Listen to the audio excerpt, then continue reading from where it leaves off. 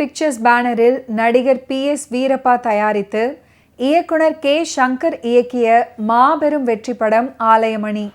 எந்த கதாநாயக நடிகரும் துணிந்து நடிக்க தயங்கும் கதாபாத்திரத்தை சிவாஜி அவர்கள் தன் நடிப்பின் மீதுள்ள நம்பிக்கையால ஏற்று நடிச்சிருப்பாரு. கத்தி மேல் நடப்பது போன்ற வேடம், அதனை பக்குவமாக கையாண்டிருப்பாரு சிவாஜி அவர்கள். மேல்நாட்டு சாயல் கொண்ட ஜென்டில்மேன் கேரக்டர், அதனை அழகாக பண்ணியிருப்பாரு. முகபாவம், குரல், அங்க அசைவு அப்படின்னு ஒன்றுத்துலையுமே மீதி வைக்கல சிவாஜி அவர்கள். கதாநாயகன் தியாகு நல்லவன், செல்வந்தன், ஏழைகளுக்கு உதவக்கூடியவன். ஆனால் பொறாமை என்னும் தீ அவனுடைய அடிமனதில் கனன்று கொண்டே இருக்கும். தோல்வி அப்படின்றதை அவன் மனம் எக்காரணம் கொண்டும் ஏற்காது. இதனால் மனிதன் பாதி மிருகம் பாதி அப்படின்ற வகையிலேயே அவர் வாழ்கிறார். எதிர்பாராத விதமாக ஷேகருடைய நட்பு அவனுக்கு கிடைக்கிறது. ஆனால் ஷேகரும் மீனாவும் பழைய காதலர்கள் அப்படின்றதை அறிய வரும் தியாகு உள்ளத்தில் பொறாமை தலை தூக்குகிறது. மிருக மனம் விஸ்வரூபம் எடுக்கிறது. மனிதன் நல்லதை செய்ய செய்ய அவனிடம் தெய்வ பண்பு வளர்கிறது, மிருகப்பண்பு குறைகிறது. என்னை கொல்ல வந்த பக்கிரியை நான் மன்னித்து விட்டேன். அவன் மீது சிறிதளவும் எனக்கு வெறுப்போ ஆத்திரமோ ஏற்படவில்லை. என் நண்பன் சேகர் உயிர் வாழ அவனுக்கு ரத்தம் அளித்தேன். அதற்கு பதிலாக அவன் எனக்கு அன்பு வழியை காட்டிவிட்டான். மனதிலே அமைதியை பெய்து விட்டான். இனி எனக்கு என்னிடமே பயம் கிடையாது பாபு. என் மனதின் அடித்தளத்திலே உறங்கிக் கொண்டிருந்த மிருகம் இனி தலை தூக்க முடியாது.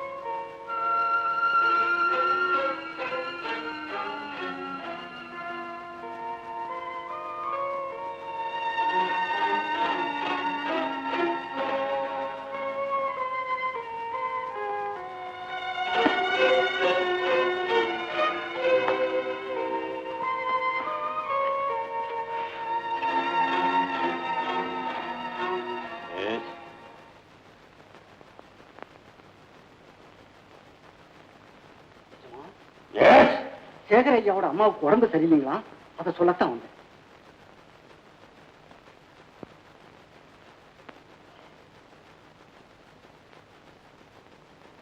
ஆலைமணி படத்துல சரோஜா தேவியின் நடிப்பு பளீர் என்று ஒளி விடுகிறது அப்படின்னு சிவாஜி அவர்களே பாராட்டியிருப்பாரு. மீனாவாக சரோஜா தேவி அவர்கள் மிக இல்லாத நடிப்பை வழங்கியிருப்பாங்க. காதலித்தவனை விட்டுவிட்டு கை கொடுத்து காப்பாற்றிய பணக்காரனை மணக்கும் ஒரு ஏழை பெண் கேரக்டர். காதலித்தவனை கைவிட்டு நிச்சயதார்த்தம் செய்யப்பட்டவனோடு நெருங்கி பழகும்போது அவர் படும் வேதனை உருக்கமாக இருக்கும். வருங்கால கணவன் வீட்டிலேயே தங்கி கார் விபத்துக்குள்ளான அவனுக்கு பணிவிடைகள் செய்யும் காட்சியிலையும் சிறப்பாக நடிச்சிருப்பாங்க.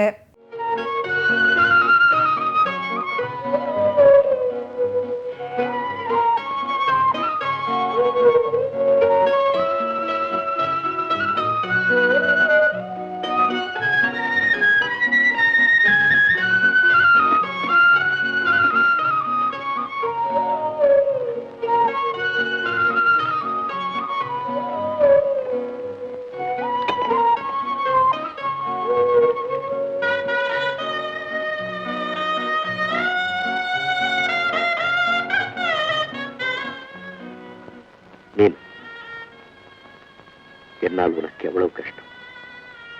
மானாகவும் மயிலாகவும் ஆடி திரிந்த உன்னை இந்த மாளிகையில் சிறை வைத்து விட்டேன். உன் உதட்டில் இருந்த புன்னகை எங்கோ விரட்டிவிட்டேன். உதட்டிலே தோன்றும் புன்னகை சாதாரண மகிழ்ச்சியில் ஏற்படும். ஆனால் அன்போடு சேவை செய்யும் போது ஏற்படும் மகிழ்ச்சி உள்ளத்தோடு நின்றுவிடும், உதடு வரையில் வராது.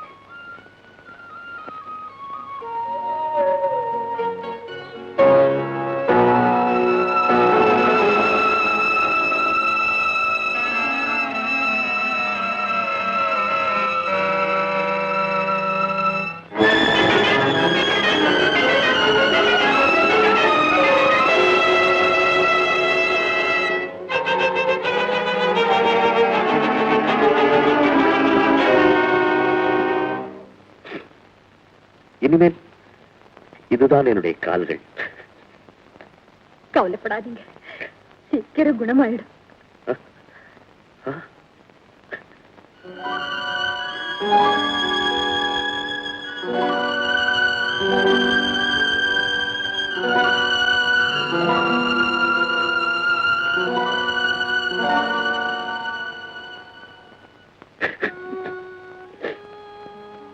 என்னுடைய வாழ்க்கையில் ஒரு பகுதி விளையாட்டில் கழித்து விட்டேன், இன்னொரு பாதி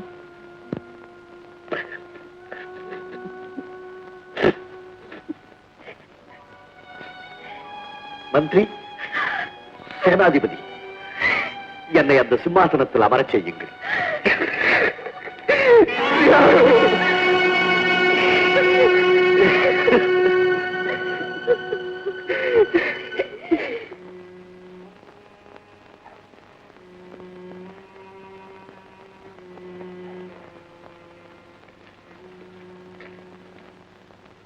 சார், நம்ம எஸ்டேட் தொழிலாளிகளாம் உங்களை பார்க்கணும்னு ரொம்ப ஆவலோட காத்துட்டு இருக்காங்க. I'm coming. Shall we move? பரவாயில்லைங்க.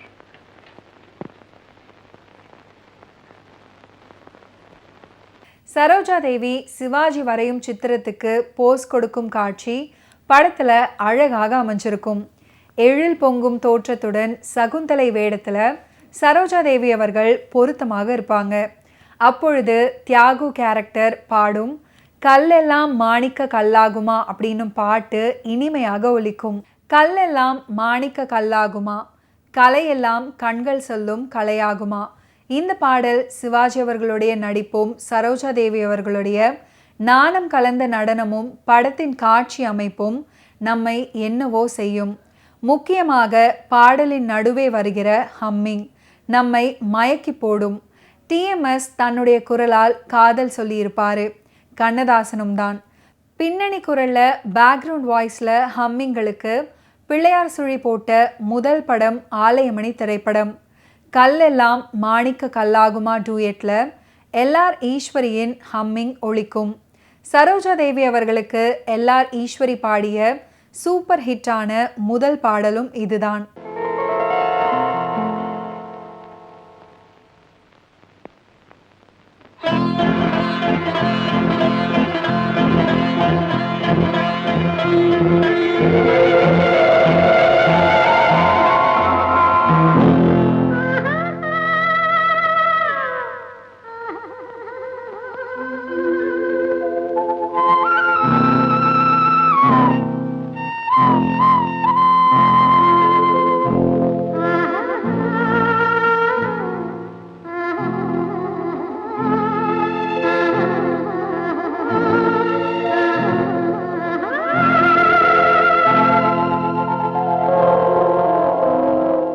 கல்லெல்லாம் மாணிக்க கல்லாகுமா, கலையெல்லாம் கண்கள் சொல்லும் கலையாகுமா.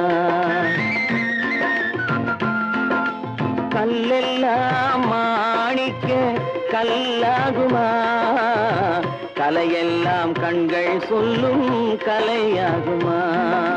சொல்லெல்லாம் தூய தமிழ் சொல்லாகுமா, சுவையெல்லாம் இதழ் சிந்தும் சுவையாகுமா.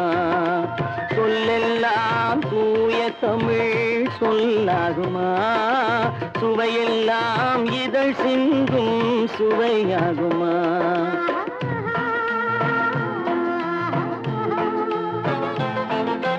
கல்லெல்லாம் மாணிக்க கல்லாகுமா, கலையெல்லாம் கண்கள் சொல்லும் கலையாகுமா?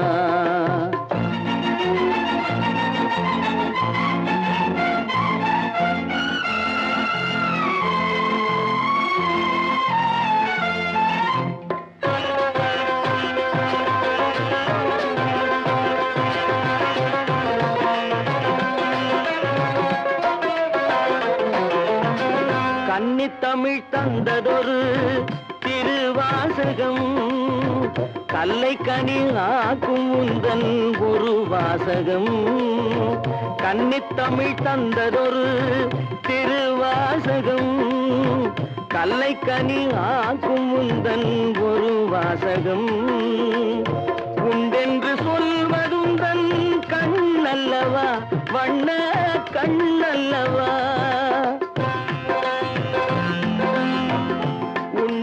சொல்வதுந்தன் கண்ணல்லவா, வண்ண கண்ணல்லவா. இல்லை என்று சொல்வதுந்தன் இடை அல்லவா, மின்னல் இடை அல்லவா.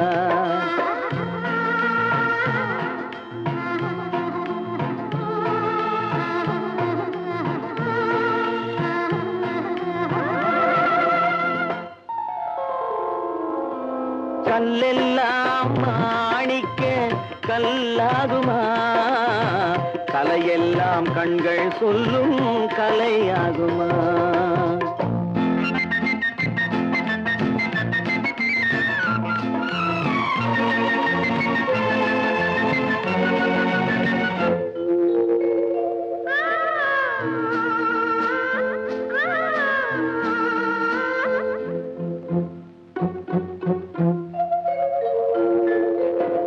கம்பன் கண்ட சீதை உந்தன் தாயல்லவா, காளிதாசன் சகுந்தலை உன் சேயல்லவா.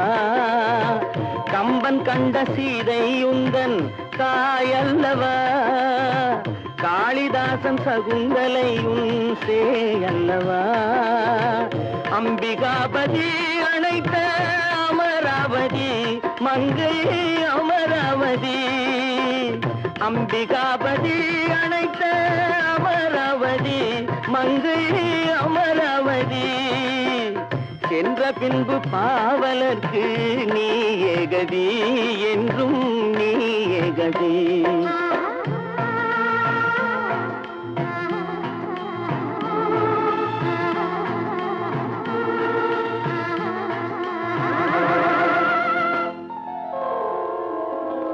கல்லெல்லாம் மாணிக்க கல்லாகுமா, கலையெல்லாம் கண்கள் சொல்லும் கலையாகுமா.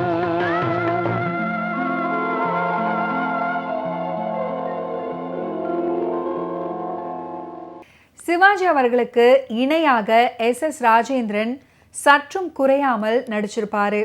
சேகராக வரும் SS ராஜேந்திரன் நன்றாக நடிச்சிருப்பாரு. ஏழை பெண்ணை காதலித்த அப்பாவி சேகர் கதாபாத்திரம். அவளை மறக்கவும் முடியாமல் துறக்கவும் முடியாமல் தவிக்கும் காட்சிகளில் தான் ஒரு சிறந்த நடிகன் அப்படின்றத நிரூபிச்சிருப்பாரு. சேகர் கேரக்டரை காதலிக்கும் பிரேமாவாக நடிக்கும் விஜயகுமாரி அவர்களும் தன் கதாபாத்திரத்தை சிறப்பாக ஏற்று நடிச்சிருப்பாங்க.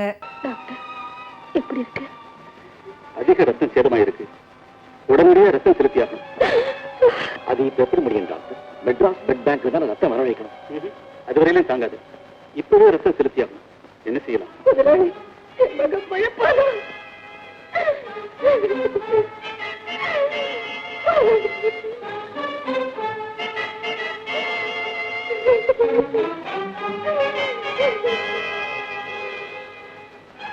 Doctor, take my blood. என்னுடைய ரத்தத்தை எடுத்துக்கங்க. மிஸ்டர் தியாகராஜன், உங்க ரத்தத்தையா? Yes doctor. ஒரு ஸ்போர்ட்ஸ்மேனுடைய ரத்தம். பிறந்ததுல இருந்து நல்ல சாப்பாட்டையே சாப்பிட்டு உண்டான நல்ல ரத்தம் டாக்டர். பட் என்ன டாக்டர் யோசிக்கிறீங்க? பணக்கார ரத்தம் ஏழைக்கு ஒத்துக்காதா? அது இல்ல, நிறைய ரத்தம் தேவைப்படுது. அதனால உங்களுக்கு சோர்வு ஏற்படும். என்னை பத்தி கவலையே இல்லை. படுத்திருக்கிறது என்னுடைய உயிர் நண்பன் டாக்டர். அவன் எப்படியாவது பிழைக்கணும். இந்த உத்தம தாயின் கண்ணீரை நான் துடைக்கணும். எவ்வளவு ரத்தம் என்னால் எடுத்துக்கங்க. மிஸ்டர் தியாகராஜன், நீங்க சொல்றது சரி. ஆனா உங்களுடைய ரத்தம் சேகருடைய ரத்த இனத்தோட சேருவாங்கிறத பார்த்துட்டு தான் நான் சொல்ல முடியும்.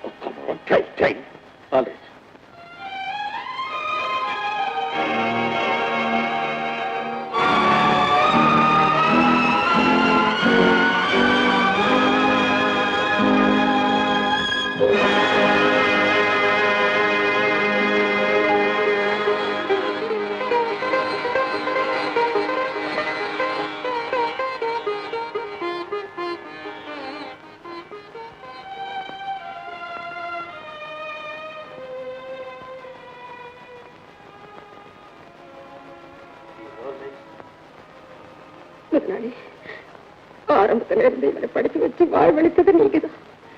இப்ப உங்க ரத்தத்தையே கொடுத்து அவன் உயிரை காப்பாத்துறீங்க.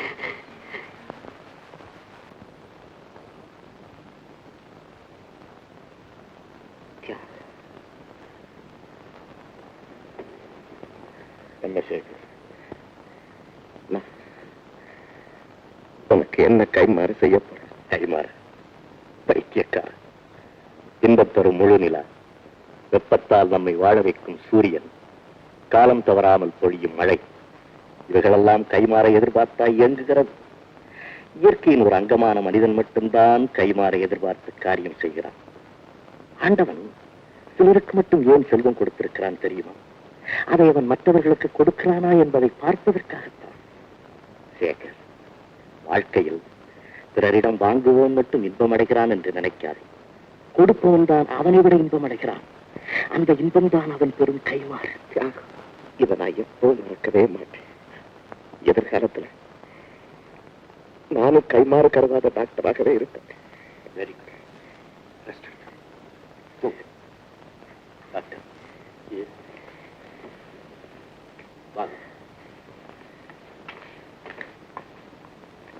ஓகே வியூவர்ஸ், இன்னைக்கு நிகழ்ச்சியில் நடிகர் திலகம் சிவாஜி கணேசன் அவர்களுடைய ஃபிலிம் கெரியரில் நடந்த பல இன்ட்ரெஸ்டிங்கான விஷயங்களை நீங்கள் பார்த்து தெரிஞ்சிருப்பீங்க. மீண்டும் அடுத்தடுத்த எபிசோட்ஸில் சந்திப்போம். நன்றி, வணக்கம்.